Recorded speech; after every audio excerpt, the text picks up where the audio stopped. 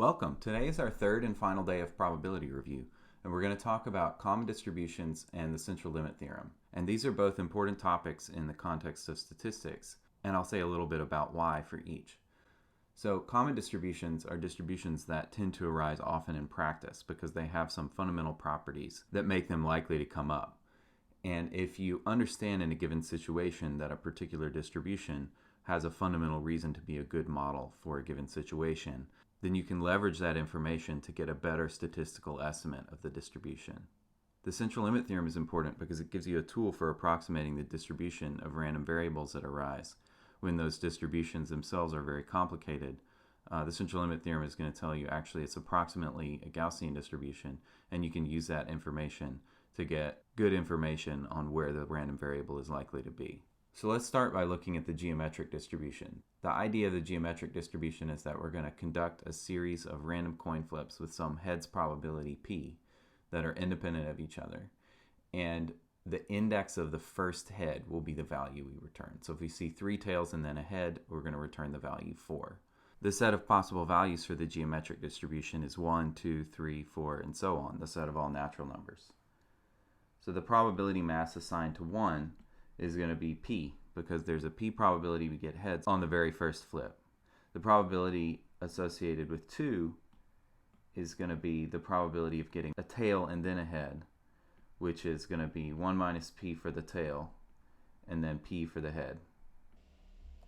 Likewise, the probability for 3 is going to be the probability of getting 2 tails and a head, in that order, and so on. So what we can see is that the probability mass associated with the given integer k is going to be 1 minus p to the k minus 1 times p. I'll mention that there's a competing convention for definition of geometric distribution, which says to count the tails before the first head, which means that all of these probability masses are going to shift down one place, and we'll be starting from 0 instead of 1. So that's going to be relevant because the geometric distribution in the distributions package in Julia starts from 0. So if we want to get the distribution as we first defined it, we're going to have to shift up by 1. So in the second problem, we'll use Monte Carlo estimation to approximate the mean and variance of a geometric distribution with parameter 1/3. So we pull in the distributions package, which gives us access to a bunch of objects which represent special distributions. So geometric with parameter 1/3 is represented by this object. And we can call rand on such an object together with a number specifying how many such samples we want. And we'll get that many samples independent from that distribution. When we do that, though, what we see is that we get a bunch of zeros. So this is telling us that the geometric distribution in view here is the one that's shifted down starting at 0. So we add 1 to each element of the array. And in Julia, when you want to perform a pointwise operation on an array, you put a point before the operation. So if we want to estimate the mean of this distribution based on Monte Carlo, then we're going to average the samples that we got. If we want to estimate the variance using Monte Carlo, then what we need to do is form an expression which represents the variance, which is going to be x minus the expectation of x squared, and we need to average that as x ranges over all the samples that we have. So it looks like the expectation is around 3 and the variance is around 6. In problem 3, we're looking at a couple of distributions. So one is called a binomial distribution. It's a sum of 1,000 independent coin flips with, in this case, a small success probability. And what we're going to find is that this distribution is actually very close to this other distribution, which is defined on the whole numbers. And we'll give some explanation for how to think about this other distribution in the context of that story. So we'll begin by taking the expected value of a sum of 1,000 independent Bernoulli random variables with success probability p. So that's 1,000 coin flips with a very small heads probability for each one. So we have expected value of the sum of 1,000 coin flips. So each of these random variables is 0 or 1 with probability 997 over 1,000 and and 3 over 1,000 respectively. And they're independent. So if we want to compute their expected value, even without the independence assumption, we can distribute the expectation, that's linearity of expectation. And then each of these expected values is going to be 3 over 1,000, because it's 3 over 1,000 times 1 plus 997 over 1,000 times 0, and that's going to be 3 over 1,000. We're adding 1,000 copies of this number together, so we're going to end up with 3. So in the second part, we're asked to compute the probability mass function of S, and that requires a little more probability work. So let's start from the basics and just think about the probability that this sum of 1,000 variables is 0. So it's actually not terribly unlikely, because each random variable is pretty likely to be 0. But you have to have all 1,000 of them being 0. So the probability that the first one is 0 is 997 over 1,000. Then the probability the second one is 0 is the same thing. So the probability that both of the first two are 0 is 997 squared. And the probability that the first three are 0 is 997 cubed. And so on. So the probability that all 1,000 are 0 is 997 over 1,000 to the 1,000. And this is the same thing as 1 minus 3 over 1,000 to the 1,000. And if we recall that e to the x is approximately 1 plus x over n to the n when n is very large, then we can see that this is approximately e to the minus 3. And e is about 2.7, so when you cube it, you get a number that's about 20. So this is about 1 over 20, or 0.05. So that's just a little trick for estimating, and it's also a hint as to how the exponential function is going to come up later. So the probability that x1 and so on plus x 1,000 is equal to 1 is the probability that one of those numbers is 1 and all the rest of them are 0. So for example, the first one is 1 with probability 3 over 1,000, and the second one is 0 with probability 997 over 1,000. And then the third is 0 with probability 997 over 1,000 as well, and so on. So the probability the first one is 1 and all rest are 0 is 3 over 1,000 times 997 over 1,000 to the 999. Then the probability the second one is 1 and all the rest are 0 is the same as that, and so on up to 1,000. So we're actually getting 1,000 different outcomes that are equally likely, and all of them contribute to this result that the sum is equal to 1. So we get 1,000 times 3 1,000ths times 997 over 1,000 to the 999.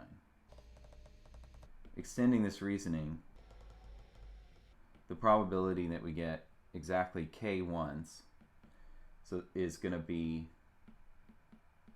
so the probability that the first k are ones is going to be 3 over 1,000 to the k times 997 over 1,000 to the 1,000 minus k. But then there are lots of other possibilities for getting k. So it might not be the first k slots where we see ones. It might be some other combination of k slots where we see ones. And the number of ways to choose k positions from 1,000 position, it just has a name. It's called 1,000 choose k. It's written like this, and this is called a binomial coefficient. So let's take a look at the values of that.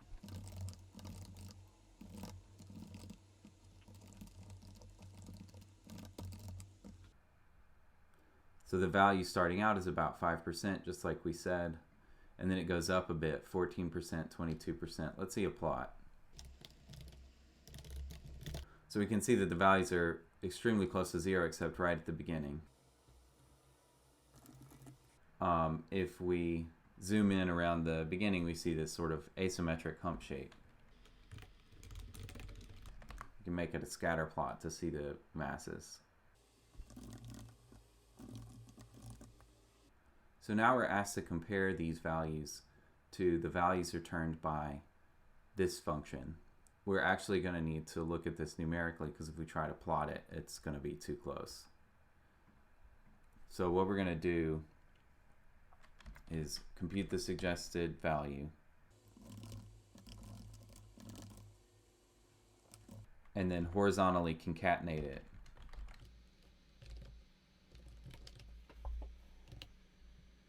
Just so we can see the numbers side by side. And we see they're indeed very close. This is approximately 0.05, so is this, and so on down the line. So this is telling us that this distribution, which doesn't depend on that 1,000 number anymore, we're just seeing the 3 come up here. So the 3 comes from 3 over 1,000, but if we change 1,000 to 10,000, we would get very similar results for the first 10 values here.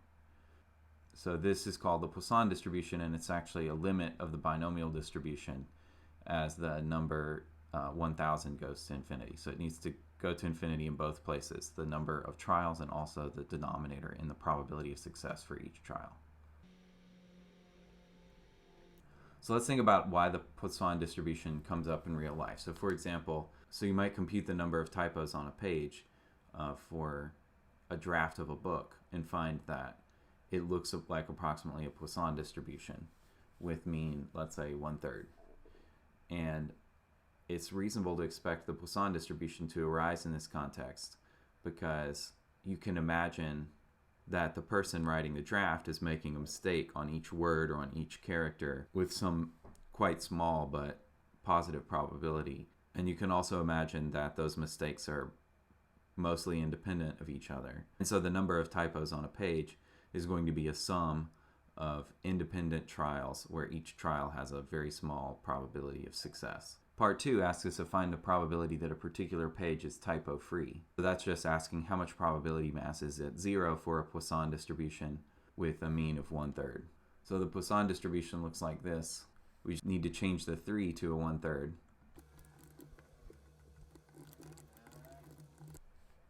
And we find that there's approximately a 72% chance that you're not going to have any typos on a given page if the rate at which you're making typos is about 1/3 of a typo per page. There are many other applied contexts where the Poisson distribution comes up. For example, in queuing, if you have people calling a call center or forming a line at a grocery store, and you ask for a given span of time, how many people arrive in that time? The distribution of that random variable is typically Poisson. And the idea is that you have a large number of people who could potentially arrive at that time. And there are different people going about their day in different ways. And so the exact time they arrive is going to be pretty independent of other people. And so the number of people who arrive within a given window of time is going to be a sum of mostly independent, small probability indicator random variables. Okay, so in this problem, we begin to turn our attention to central limit theorem, and we start by reviewing a little bit the idea of covariance. So the covariance of two random variables is defined to be the expected product of the difference between the first random variable and its mean and the second random variable and its mean. So the first problem says, does mass in the joint distribution count positively or negatively towards the covariance when it is above and to the right the mean? So we can think about that symbolically. If x is above the mean and y is above its mean, then this product here is going to be positive, and so that's going to contribute positively to this expectation. Likewise, if you were southwest of the centroid with a particular mass, then for that outcome, your x minus expected x is going to be negative, your y minus mean of y is going to be negative, and so you're going to get a positive result here, and that's going to contribute positively. And northwest and southeast, same idea, you're going to get negative contributions from those two quadrants. So let's look at a picture.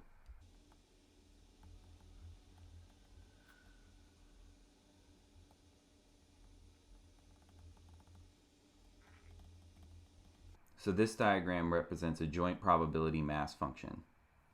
The red dots are masses, and the green dot in the middle indicates the centroid of this distribution. It's the expected value of x, comma, the expected value of y.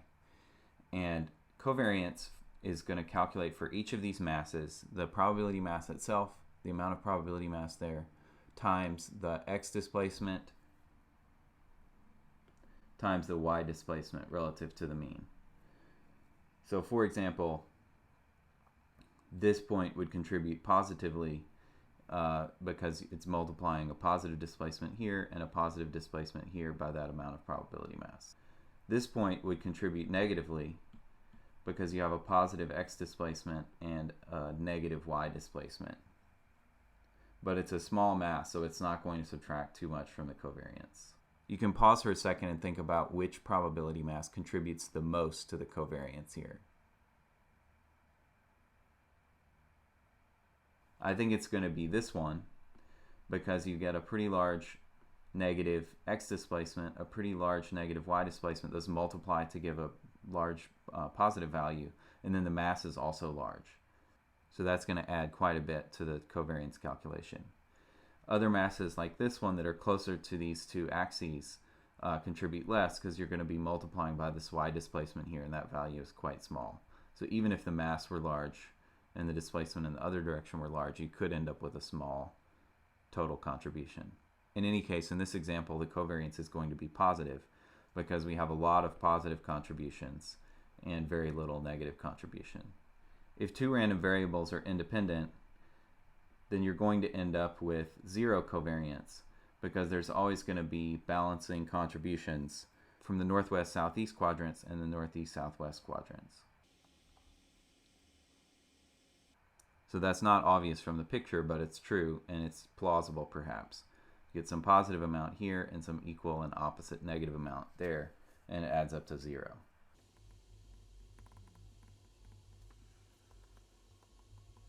You can also get zero covariance without independence, for example, by putting masses at the four corners of a square whose diagonals run along the axes. These are supposed to be equal masses. So the centroid is definitely going to be in the middle here, and you can tell that each of the four masses is going to contribute zero to the total because it's either vertical displacement or horizontal displacement is going to be zero.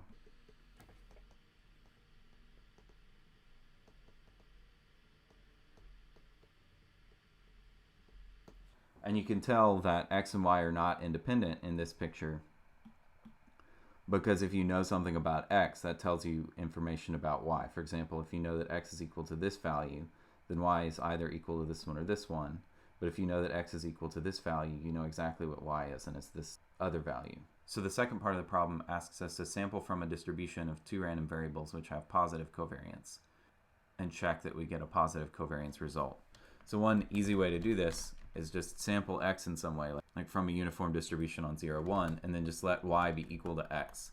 Then the joint mass is going to be on the diagonal, y equals x, and that's definitely going to be a positive covariance. Every value is going to contribute positively to the covariance expectation.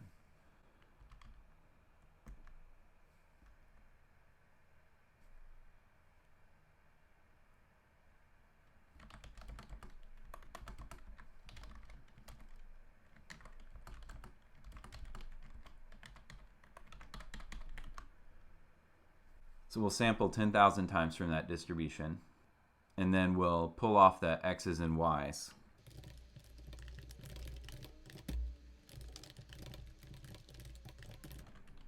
And the point of doing that is we want to take the mean of the x's and the mean of the y's, so we need to separate them out.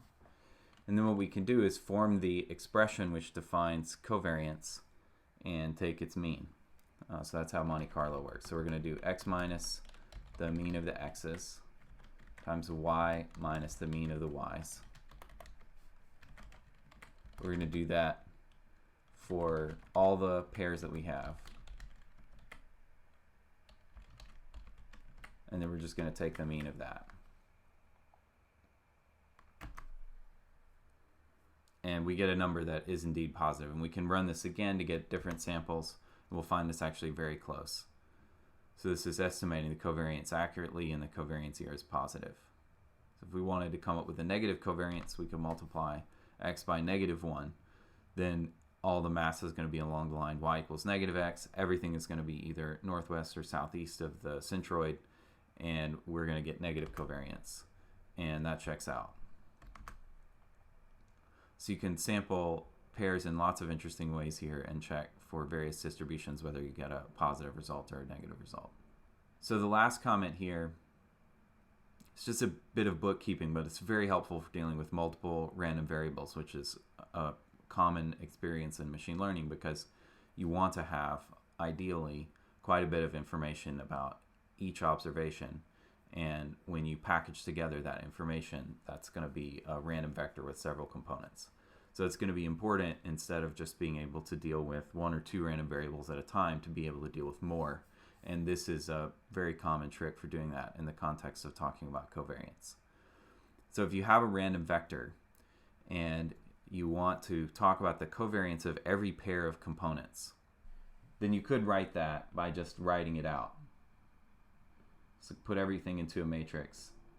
The covariance of x1 with x1, the covariance of x1 with x2, covariance of x2 with x1, which is going to be the same, so it's going to be a symmetric matrix, and the covariance of x2 with x2.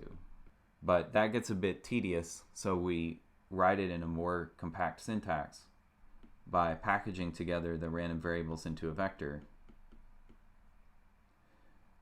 defining a mean vector to just consist of the means of the random variables, and then computing what's called an outer product. So we do x minus mu times x minus mu transpose. And then we take the expectation of that, which means just take the expectation of each component in the matrix.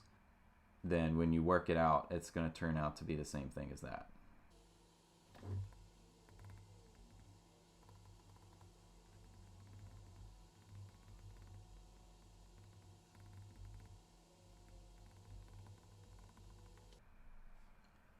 So in problem 6, we're going to try to generate some different point clouds by taking a standard normal random vector, that's what's generated here by rand_n of 2, and multiplying it by some matrix and adding some constant vector mu. So if we start with 0, 0, and the identity matrix, we're just going to get a pair of standard normal random variables. And that's going to give us this spherical point cloud that's more concentrated at the middle and fades out as you move away from the middle. So that's like this last one here. So I think we've already got this one. We can check this one off the list. That's just the identity matrix and all zeros. If we want to get it to, let's say, let's do the second one. If we wanted to get it to move up by 1, what we need to do is add 1 in the y-coordinate to the output. So that's good. We got it to shift up by 1. And then if we want to move it out in the horizontal direction, what we need to do is scale the x output, which is controlled by this top left entry here. So I don't know, change it to 2 maybe. That's looking pretty good in the horizontal direction, maybe 2.5. And then we need to scrunch it down vertically, so that's going to require us to change this number. And that's looking pretty good. This one looks like we got it matched up. If we want to generate some tilt here, then we need to change one of these off-diagonal entries, because this just scales in the x direction, this scales in the y direction. This vector moves things around, moves the center around. So we need to change this other number. And let's just play with it. What if we make it 1? So that generates a little bit of tilt. Maybe we want to make it more tilty here. And then it looks like it's scrunching. We should go back to 0, so let's try to make this one top left. So that's looking better, but it's still too vertically scrunched. Let's go back to 1 for that y scaling. And this looks pretty good. It looks like we've about got it matched up. So I'm going to skip this third one. There's not a ton of content in this question. It's really just an exploration to kind of help you nail down the idea that you can do this AZ plus mu thing. So you come up with a matrix A and a vector mu, and you can calculate AZ times mu, where Z is a vector of 2 independent standard normal random variables. And you can get these elliptical point clouds. You can get them to tilt different ways. You can get them to scale horizontally and vertically. And you can get them to move around by adjusting this mu vector here.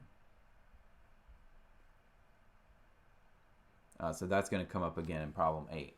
But first, let's talk about the univariate central limit theorem, so the ordinary central limit theorem, which says that if you have a sum of independent, identically distributed, finite variance random variables, then the resulting distribution is going to be approximately normally distributed, with a mean given by whatever the mean of the sum is, and a variance given by whatever its variance is. So the idea is we're kind of punting on the mean and variance, just whatever it works out to be. But once you know the mean and variance, then the shape is going to be a bell curve shape. So, for example, if we have 1,000,000 independent random variables that are drawn uniformly from the interval from A to B, then if we want to know about what that sum looks like, the central limit theorem is telling us it's going to be concentrated around the mean, and it's going to tell us how far to move up or down if we want to capture, say, 95% of the probability mass. So this first block of code is going to calculate the distribution of a uniform random variable on the interval from A to B. And we're using SymPy for this because we're treating A and B as symbols. So these are symbolic variables. We could use the distributions package from Julia if we wanted to calculate this for specific numbers.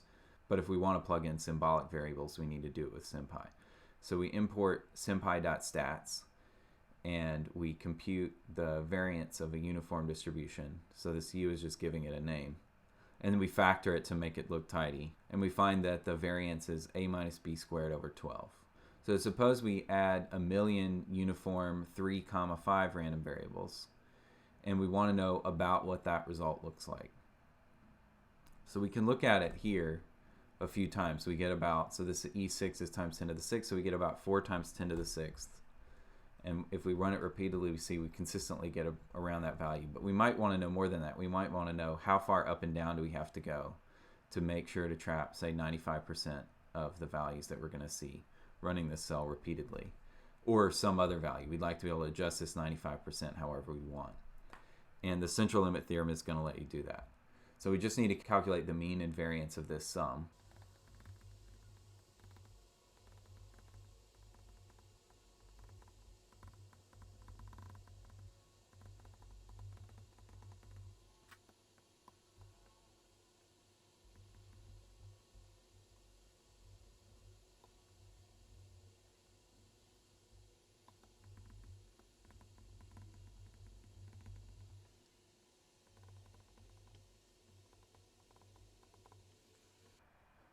We can use our knowledge of the standard normal distribution to say that if we move down 1.96 standard deviations from the mean and up 1.96 standard deviations from the mean, we capture 95% of the probability mass.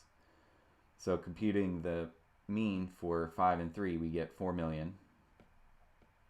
And computing the standard deviation by taking the square root of the variance, we get 10 cubed times 5 minus 3 all over square root of 12. And this works out to about 1154.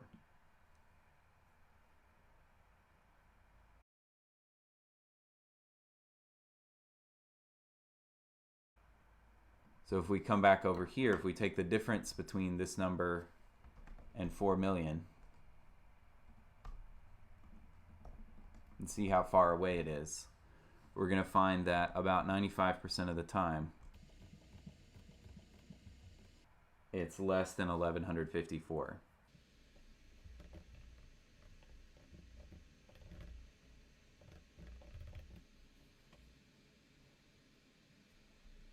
So that checks out.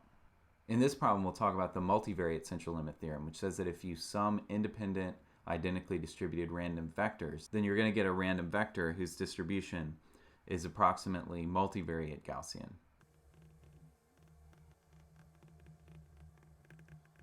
So a multivariate Gaussian vector is a random vector of the form that we analyzed a couple problems back, AZ plus mu, where A is a matrix, mu is a vector, and Z is a random vector of independent normal 0, 1s. So Z has a distribution which is spherically symmetric. So this class of distributions is rich enough to capture the limiting distribution for any sort of sum of independent, identically distributed random vectors. So in this problem, we're going to explore that. So we have this function that samples uniformly from the square and then transforms the variables in some way. So V is just the same, but then the first component is going to be the average of these two values. So if you work it out, you'll see that this component and this component are going to be correlated with one another. So there's going to be a positive covariance between the two. And that makes sense because if v is larger, then that makes this sum larger typically. So we want to compute the standardized sum in order to plot this thing and have it not kind of slide around on us. So what we need to do is subtract off the mean. We'll define mu and nu to be the means of x and y, and they both work out to a half. And then we'll standardize these by following the instructions up here. So we'll do x sum minus n times mu, y sum minus n times mu, and then we'll divide by square root of n. And just for fun, we'll put it back centered at 1/2 comma 1/2. And then we'll return that tuple. And the reason we're returning a tuple here is that we want to make a histogram, and plots likes to take lists of tuples if you're representing points. So let's start just with 1, so we're not even adding here. So this is the joint distribution on u and v. These are the set of possible values you can get, and it's the distribution is actually uniform here. So there's some variation in the particular sample that we got, but it's basically a uniform parallelogram shape. But even as soon as we add 2, we start to see more of a round shape emerge. It's still pretty parallelogram-ish, but as we increase n higher and higher, we're going to get more and more of this elliptical shape with the mass concentrated in the middle according to the Gaussian distribution.